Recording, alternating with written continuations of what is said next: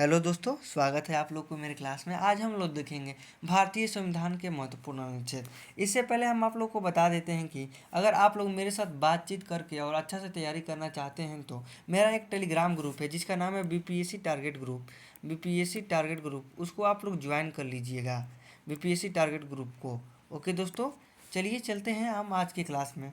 आज के क्लास में हम लोग देखते हैं भारतीय संविधान का महत्वपूर्ण अनुच्छेद। भारतीय संविधान का महत्वपूर्ण अनुच्छेद सबसे पहले हम जानेंगे भारतीय संविधान में मौलिक अधिकार। मौलिक अधिकार ये बहुत ही इम्पोर्टेंट अनुच्छेद और भाग है। ये भाग 3 में 12 से 35 तक पाया जाता है। अनुच्छेद 14 में दिया गया कानून के समक्ष अधिकार। यहाँ पर सभी को कानून का समक्ष अधिकार, एक समान अधिकार दिया जाएगा, किसी को अलग अलग अधिकार नहीं दिया जाएगा। अनुच्छेद 14 में यही बताया गया है। हम जानेंगे अनुच्छेद 19। अनुच्छेद 19 में बताया गया स्वतंत्रता के अधिकार। सभी को जीने और स्वतंत्रता का अधिकार है, सभी को स्वतंत्रता का अधिकार अनुच्छेद 19 में बोला गया है। अनुच्छेद 21 में जीवन और स्वतंत्रता का अधिकार, सबको जीने का अधिकार। अगर कोई अपने आप को फांसी या किसी चीज़ अन्य कोई कदम उठाता है, उसको अगर वो बच जाता है तो उस पर कोर्ट कार्रवाई करेगी, क्योंकि उसको जीने का अधिकार संविधान में दिया गया है। वो अभी अपने से कुछ नहीं कर सकता है अपने आप को। अनुच्छेद 25 में दिया गया है धर्म की स्वतंत्रता। अपने धर्म की स्वतंत्रता है, वो किसी भी धर्म को अपना सकता है। अनुच्छेद 32 में दिया गया है संवैधानिक उपचारों का अधिकार। वह अपने संवैधानिक उपचारों का अधिकार कर सकता है। ओके दोस्तों, चलिए चलते हैं नेक्स्ट में। अनुच्छेद भाग 4 में दिया गया डीपीएसपी। आर्टिकल 36 से 51 तक। इसमें सबसे महत्वपूर्ण कौन कौन सा है देखते हैं। अनुच्छेद 39। अनुच्छेद 39A में दिया गया निःशुल्क न्याय और सहायता। अनुच्छेद 44 में समान नागरिक संहिता। और अनुच्छेद 48 में कृषि और पशुधन सुधार। चलिए अब चलते हैं नेक्स्ट में। भाग 5 और भाग 6 में क्या दिया गया है देखते हैं। इसमें कार्यपालिका के बारे में दिया गया है। कार्यपालिका इसमें अनुच्छेद 52 में भारत के राष्ट्रपति के बारे में दिया गया है। और अनुच्छेद 53 में भारत के राष्ट्रपति के कार्यकारी शक्तियाँ के बारे में दी गई है।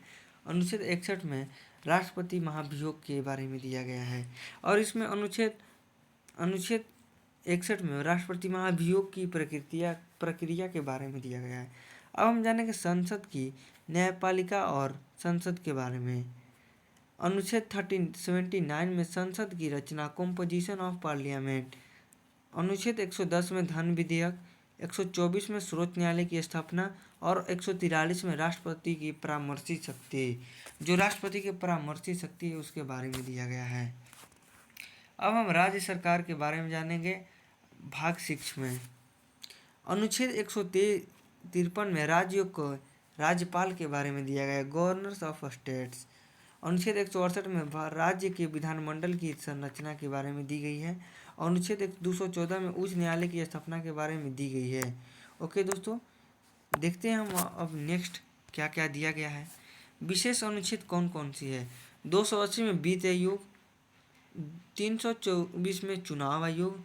352 में राष्ट्रीय आपातकाल। और 370 में जम्मू कश्मीर को विशेष दर्जा दिया गया है। हम अब खुद से अपने आप को इम्पोर्टेंट आर्टिकल्स के बारे में बता देते हैं। अनुच्छेद 352 में राष्ट्रपति के बारे में दिया गया है। राष्ट्रीय आपातकाल।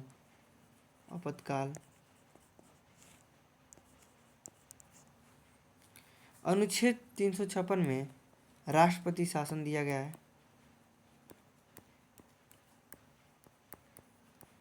और अनुच्छेद 360 में वित्तीय आपातकाल दिया गया है, जो कि आज तक कभी लागू नहीं हुआ है। सबसे पहले राष्ट्रपति शासन लागू हो चुका है, पर वित्तीय आपातकाल लागू नहीं हुआ है। और इसमें राष्ट्रीय आपातकाल भी लागू हो चुका है।